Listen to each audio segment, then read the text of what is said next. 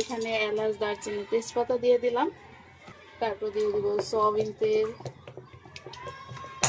এখন এটা একটু ভেজে নেব। এই তো এটা আমি এখন কিছুক্ষণ ভেজে নেব, তাতে করে মশলার খুব সুন্দর একটা ফ্লেভার আসে। মাঝারি সাইজের 5-7 পেঁয়াজ দিয়ে দিলাম।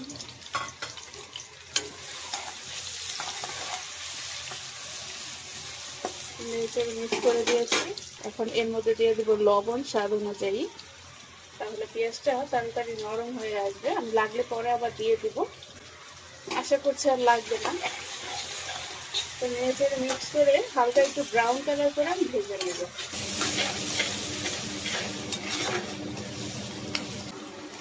এই তো পেঁয়াজটা আমার হালকা ব্রাউন কালার হয়ে গেছে। এখন এর মধ্যে আমি ধুয়ে রাখা কলিজা এবং ফ্র্যাকচারগুলো দিয়ে দিচ্ছি। সাথে 2টা আলু দিয়ে দিলাম। আলু না হলে আমার কাছে ভালো লাগে না, আর আলু আমাদের ঘরে সবাই পছন্দ করে। এটা এখন এটা মিক্স করে নিচ্ছি। অনেকে আছে মশলা আগে কষিয়ে তারপর কলিজাগুলো দিয়ে দেন, কিন্তু আমি সব রান্না এভাবেই আগে তেলের ভিতরে একটু ভেজে নিই। এখন এর মধ্যে দিয়ে দেবো আমি আদা রসুন বাটা। 3 চামচের মতো আদা রসুন বাটা দিয়ে দিলাম। এখন এটা আমি কিছুক্ষণ ভেজে নেব।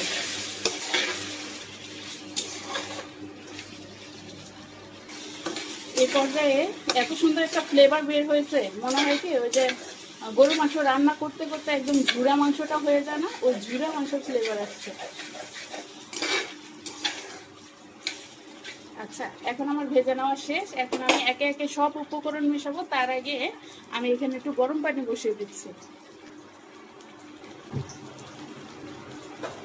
একটু পানি দিয়ে দিচ্ছি। এদিকে পানিটা গরম হতে থাকুক, আর আমি এদিকে একে একে সব উপকরণগুলো দিয়ে দিচ্ছি। প্রথমে দিয়ে দিচ্ছি হলুদের গুঁড়া 1.5 চামচ পরিমাণ। তারপর দিয়ে দিলাম মরিচের গুঁড়া 2 চামচ পরিমাণ। কলিজাটা একটু ঝাল ঝাল হলে খেতে ভালো লাগে।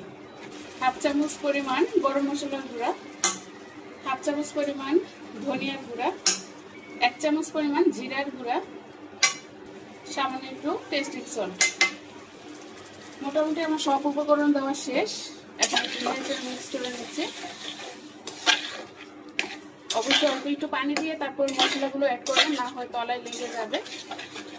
চুলার আঁচ কিন্তু এই পর্যায়ে একদম লো হিটে আছে। আমি লো হিট করে মশলাগুলো অ্যাড করে দিয়েছি, যাতে করে মশলাগুলো পুড়ে না যায়। চুলার আঁচটা আমি বাড়িয়ে দিচ্ছি। তো অল্প একটু কষানোর পর আমি এখানে অল্প পরিমাণে একটু পানি দিয়ে দিচ্ছি। গরম পানিটা দিয়ে দিলাম। এখন এটা কিছুক্ষণ আমি কষিয়ে নেব। এই তো আমার কষানো হয়ে গেছে, সাইড থেকে তেল বের হয়ে আসছে। এখন আমি এখানে দিয়ে দিচ্ছি গরম পানি।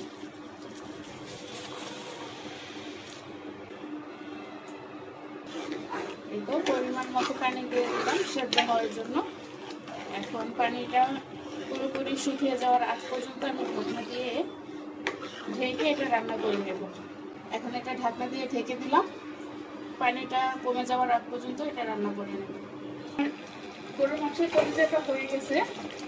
আমি হওয়ার কিছুক্ষণ আগে 10 মিনিট আগে চুলার আঁচ একদম লো করে রাখছি, যাতে করে কালারটা খুব সুন্দর আসে। এই তো আমি এই অবস্থায় চুলা থেকে নামিয়ে ফেলবো, আর ঝোল কমাবো না। আর আপনারা চাইলে এটা আরো ঘন করে একদম ঘন ঘন করে নিতে পারেন। এই তো আমার রান্না শেষ। তো আমি এমন অবস্থায়, এমন ঝোল থাকা অবস্থায় এটা নামিয়ে ফেলবো। এটা কিন্তু আরেকটু ঠান্ডা হলে টেনে যাবে। আর দেখতেও মাশাআল্লাহ অনেকটা সুন্দর হয়েছে। সবকিছু একদম পারফেক্ট ভাবে কুক হয়ে গেছে মাশাআল্লাহ।